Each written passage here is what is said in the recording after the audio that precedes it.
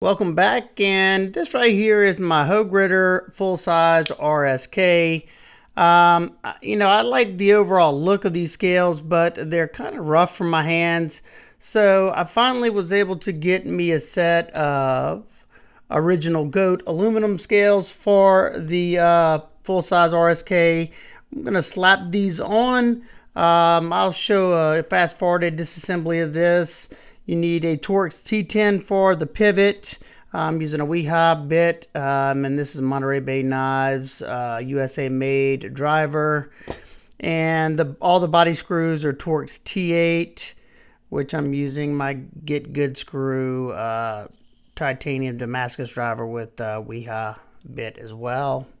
So let's get into it.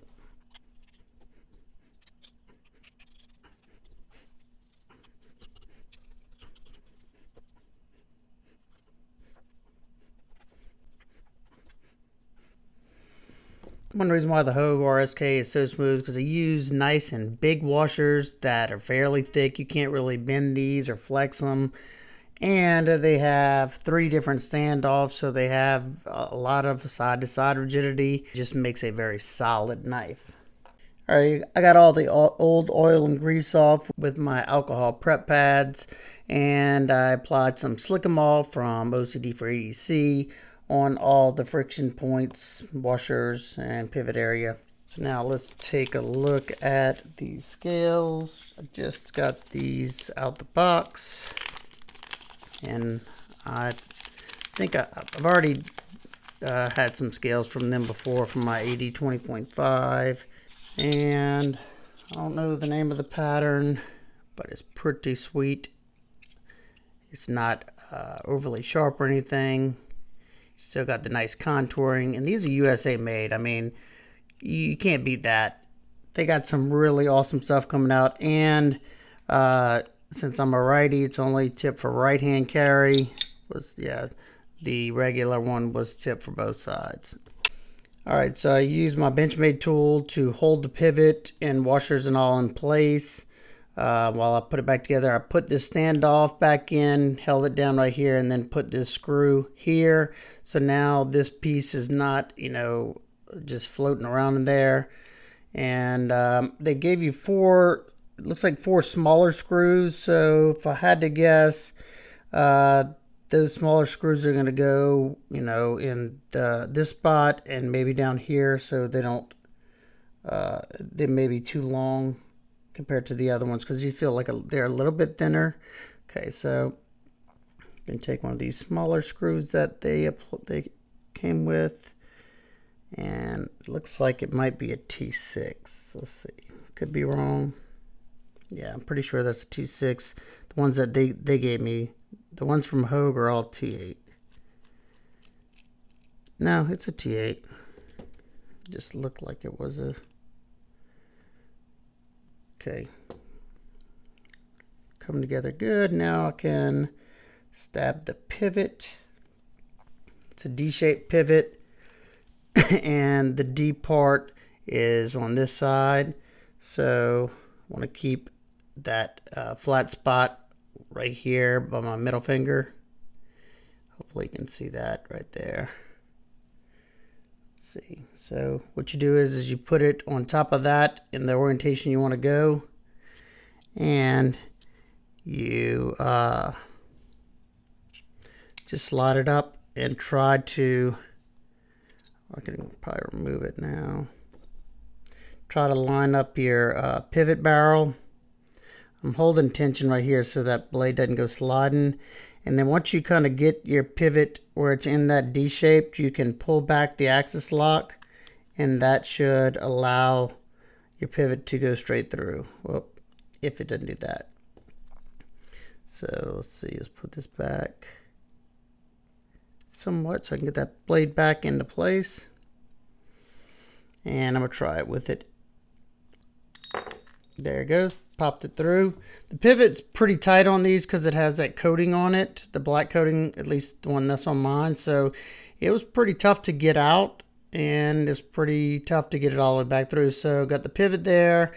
Make sure you hook your Mega Springs if you do take it apart. You didn't have to take it all the way down like I did. You could just take it down to where you have this still intact for the most part, and swap one scale at a time, and then pop the pivot out and swap the back scale. Now we can take our other scale, and as you can see, they weight reduced it, and you can see their original goat logo there, aluminum, USA, and the USA flag, and the, you know, same. Let's see, is it the same weight relieving? So you got the pocket right here for the the stainless portion that holds the axis lock, and then they did some extra weight relieving. Let's put the standoffs in while make it a lot easier on myself. Use a full size on these because they're not going to come in contact with that blade or anything. T8.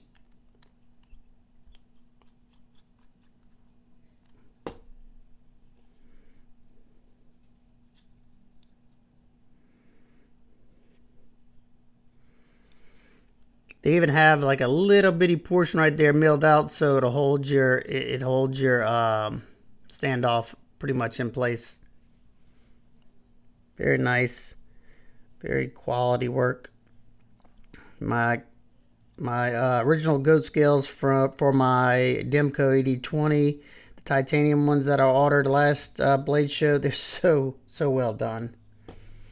All right, now I got my standoffs. All my standoffs in place, so I can come back with this one. Absolute perfection, fit like a glove, like socks on a rooster there. Now we'll use one of the small screws for this. They have it says it on the little pack. You can watch on their website on the facts portion for installation instructions, but I would have did that if I wouldn't have been able to get it. So like I said, this isn't my first set of original goat scales that I've owned. Now putting the pivot back, I noticed they had a ton of Loctite in this pivot. Whenever I broke it free, it was very difficult to break it free.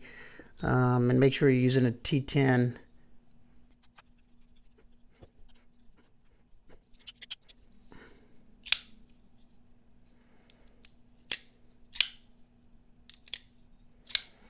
So there they are. They look absolutely stunning.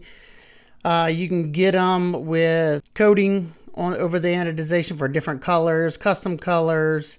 And man, oh man, I think they look just absolutely stunning. Still offer some nice texture. They have different milling patterns you can get. This feels so good. Yeah, just got to pop that clip back on. Action, still ridiculously smooth. Perfectly centered blade. No play any direction like before. Yeah. And I don't have any extra holes on this side that I didn't want to. I don't know if they offer without a lanyard hole on it. I didn't even check to see that. But that would have been nice too, just to have one less hole.